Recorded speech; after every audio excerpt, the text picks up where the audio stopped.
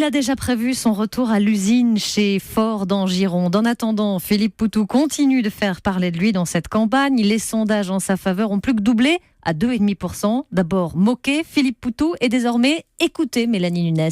Eh bien oui, star du débat, il est devenu aussi sur le terrain, très applaudi lorsqu'il manifeste aux côtés des salariés de Vivarté. Merci de nous comprendre. On parle d'argent, de réforme, de sacrifice, mais les salariés on s'en fout. Ça fait du bien. Ils en parlent comme si c'était neutre, comme si finalement, une quantité X, un matricule et c'est tout. En fait, j'ai écouté ce qu'il avait dit au grand débat et j'ai trouvé ça super, donc je voulais vraiment le voir. Que si c'est juste Poutou fait le buzz, on s'en fout finalement. Mais si derrière, ça met la pêche à des salariés, à des syndicalistes, à des gens qui ont envie de se battre, on essaie d'être la voix de ceux qui sont en colère. Les gens disent merci, quoi. Merci d'avoir parlé à notre place et d'avoir pu dire ça. Près de lui, comme lors du débat, Cathy, sa spin doctor, celle qui l'a conseillé, assise derrière lui. C'était des réactions par rapport soit lui ce qu'il avait, les interventions qu'il avait faites. Leur demander ça va, il faut compléter, il faut redire. Enfin voilà, moi j'en avais besoin, je pouvais pas rester 4 heures sans les regarder.